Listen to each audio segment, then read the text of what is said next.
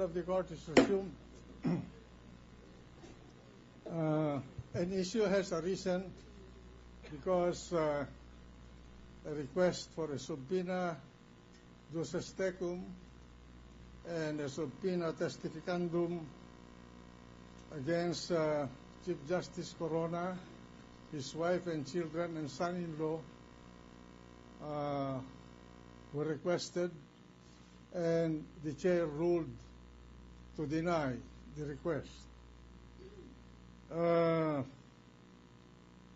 The prosecution indicated its conformity with the ruling.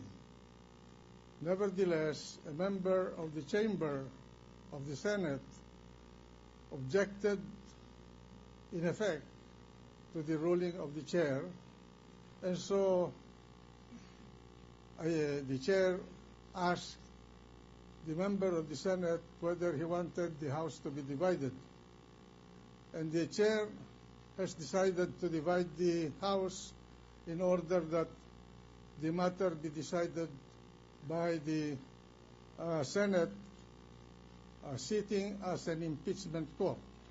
As I said beforehand, I'm not the court is the Senate.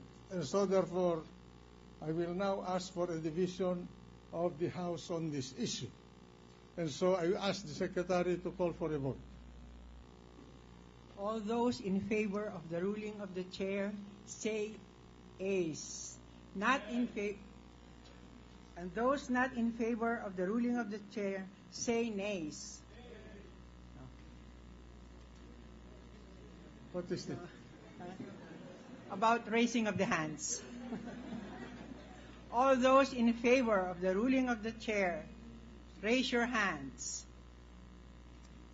Please count.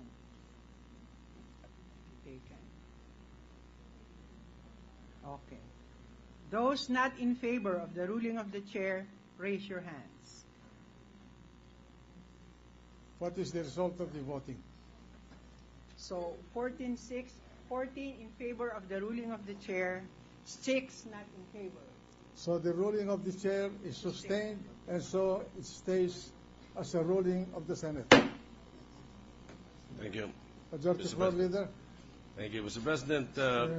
Yesterday, January 16, 2012, the Counsel for the Chief Justice filed a motion to disallow appearance of a private prosecutor, praying that the Honorable Impeachment Court disallow the appearance of Messrs. Mario Bautista et al. As private prosecutors, there being no compelling justification for the same. So, Mr. President, I move that the presiding officer rule on the motion. With due respect to the defense, the chair rules that the request is not in order because the rules of the House allows the presence of a private prosecutor to assist the panel of prosecutors designated by the House of Representatives. It is a matter of rule and a matter of precedence. So ordered. Mr. Senate President, please. The gentleman from Iloilo. Yeah, may we be allowed, Mr. Senate President, just to make a very, very short manifestation. Proceed. A few minutes ago, Mr. Senate President, Your Honors, after the explanation by the Honorable Senate President, the prosecution submitted to the ruling with respect to the denial of the request for the issuance of subpoena. However, with due respect to the Senate President, we just want to put it on record, Your Honors, that the prosecution take exception to the statements, specifically that, and I quote, the proceeding is akin to a criminal case, and another one is that it is in the nature of a criminal case.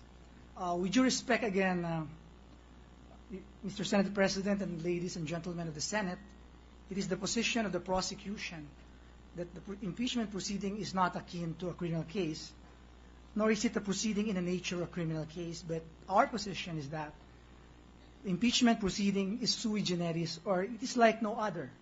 And in this regard, may we be allowed to submit a legal memorandum with respect to this issue, Your Honors, please. Thank you.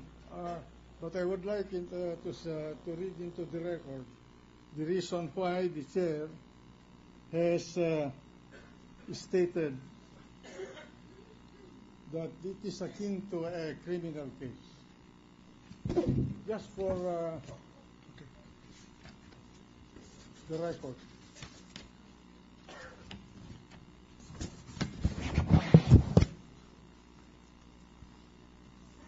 An impeachment case is not a civil case, nor is it a criminal case. It is sui generis, a class by itself. But it is closer to a criminal case than a civil case. In a civil case, the parties, both the plaintiff and the defendant, are normally private persons. And the subject matter of the case is usually a legally demandable and enforceable right which carries no punitive sanction.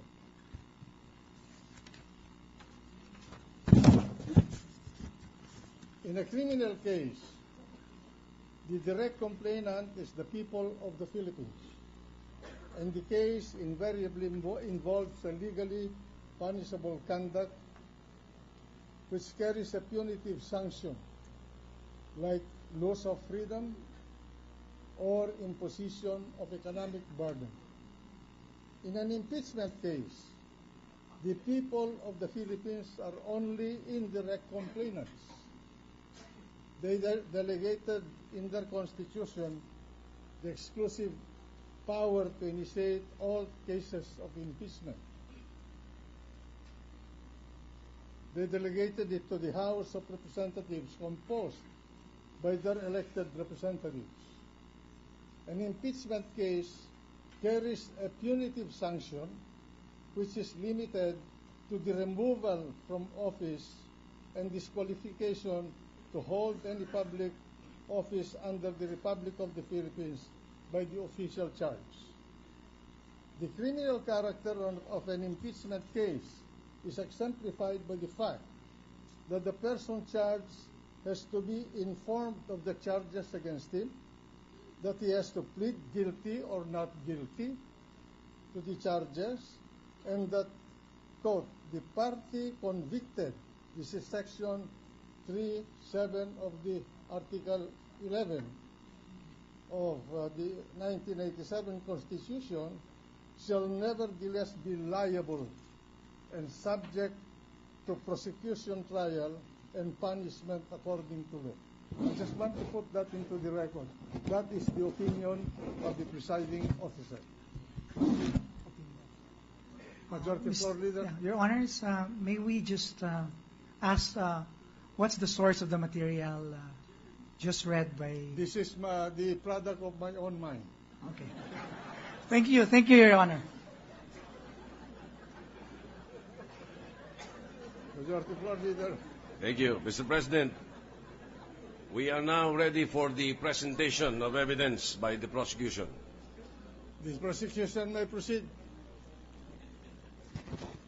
The prosecution, Your Honor, is ready to present its evidence, and as provided for in the complaint, we shall start presenting evidence insofar as Article 2 is concerned. May we know why you are changing the sequence of your articles of impeachment? If Your Honor, please.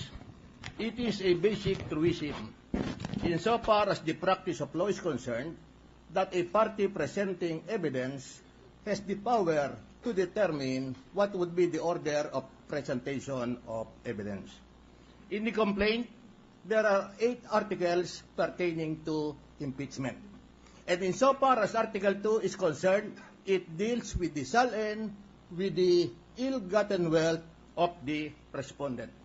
And this issue has been the subject of discussion before the media.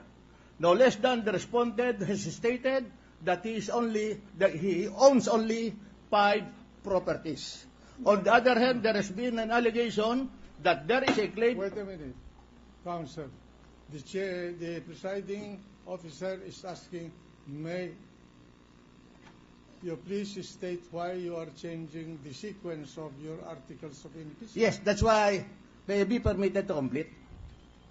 Firstly, Your Honor, I have stated that the party presenting evidence as a basic rule has the right to determine what would be the order But of the court can also state otherwise. Yes, Your Honor. Correct. That's why we are justifying why we want to present evidence on Article 2. Secondly, Your Honor, there has been so many news releases insofar as the SALN and ill-gotten wealth issue are concerned. And therefore, it would be the best interest of the parties as well as the public for us to present evidence insofar as this issue is concerned.